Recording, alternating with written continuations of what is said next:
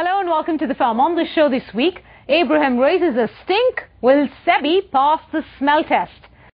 And the Supreme Court adds colour to the Berger-Paines precedent, says inconsistent tax treatment should be explained via guidelines.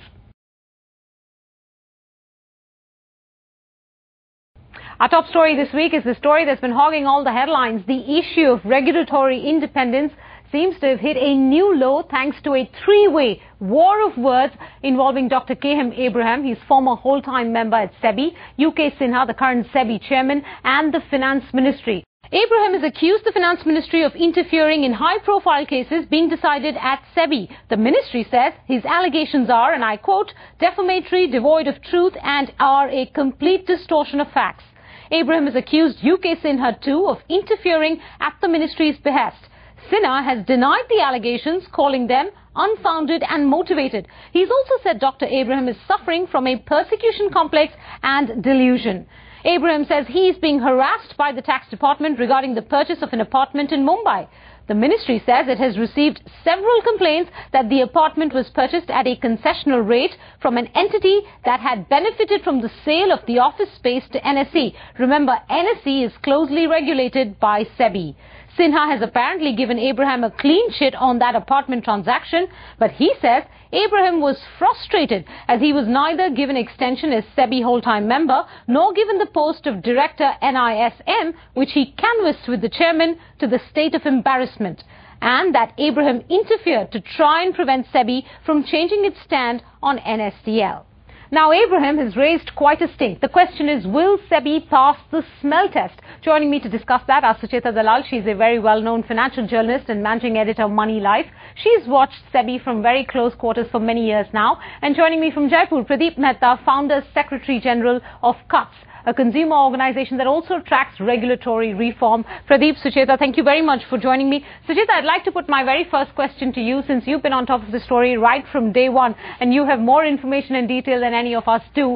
Is this a straight case of ministerial interference, or is there more here than meets the eye? Well, it may be a case of ministerial interference, but then, that is the tradition in India. The ministry has always interfered. Even when SEBI was set up, the ministry was interfering. The ministry didn't want to part with powers. There's nothing new about it. All right. It has happened throughout Mr. Bhave's tenure, including in his own appointment. But that it's old doesn't make it any better, does it? So do you believe that this story has more weightage or places more weightage on Mr. Abraham's accusations against the ministry and Mr. Sinha? Or would you believe the other side, which calls Mr. Abraham all kinds of names and says that in fact his allegations are motivated? See, personally, I feel that there is something very, very strange about Mr. Abraham's allegations. In fact, I would like to know, maybe Mr. Mehta knows better, but, isn't he a serving IAS officer? And he paints himself as a whistleblower. As far as I can see, there are service rules that require him maybe to go to the Ministry of Personnel or to the Cabinet Secretary. I mean, how does every IAS officer jump up and write about his bosses to the Prime Minister? This is news to me. I thought there were service rules that governed it. In fact, I'm fairly certain there are. All right, maybe the process was wrong, but do you believe that he has reason to complain?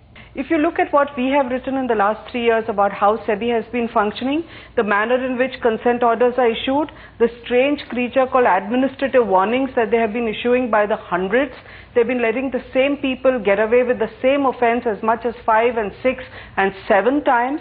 And we have written to them repeatedly asking them what it is. For instance, administrative orders are the most shocking thing I've ever come across. And I have written to the chairman and I've written to all the board members in SEBI and I've asked them what these are. None of them even bothered to reply.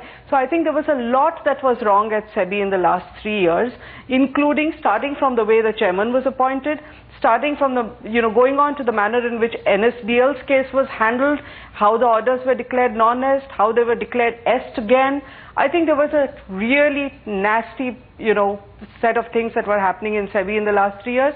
So I wouldn't go by what Mr. Abraham is saying at all, because he had no problems all these 3 years. If he was complaining about things that happened during that tenure, I would take it more seriously when he's talking about 3 months when he's on his way out. I'm not aware of the government rules, but apparently if the finance ministry was putting a pressure on Abraham, then what he did, the right thing was to go to the Prime Minister's office. I don't know whether the DOPT would have been the right kind of forum. I don't see anything wrong per se that he went to the Prime Minister's office. The only tragedy is the timing was a bit wrong. This happened when he was about to ask for his extension, and therefore people have misconstrued that to be a case of sour grapes, which may not be actually the fact. Now, he was working there for 3 years. If in case they found his performance to be bad, they should have taken action earlier. The point here is the Finance Ministry interfering in the work vis-a-vis a particular case is something which, if you ask Damodaran or D.R. Mehta, they would also, bear with me that there are many instances where the Finance Ministry has interfered in the regulator's function. Now, how the regulator comes out of these kind of pressures would depend entirely on how strong the regulator is, what kind of character he is. Irrespective of whether Dr. Abraham is in the right or in the wrong, the way this has come to light, the leaked letters, the shadow boxing that's been going on, the 3-page press release that came out from the Finance Ministry, I mean, all of this is doing more damage to SEBI than, a cleanup, if at all one was required, would have done. Absolutely, Menka, you're completely right. To start with, I agree completely with what Mr. Mehta said, that they should be accountable to Parliament. One of the problems in the last 20 years is that SEBI is not accountable to Parliament. If it can manage the standing committee, as in, let some things fly below the radar, it gets away with all kinds of mischief. The second problem is that SEBI has become such a fantastic posting in terms of perks and power and other things that the kind of lobbying that's going on for each of those posts from chairman to whole-time members is obscene. And I think something needs to be done to correct this situation in the interest of the capital market.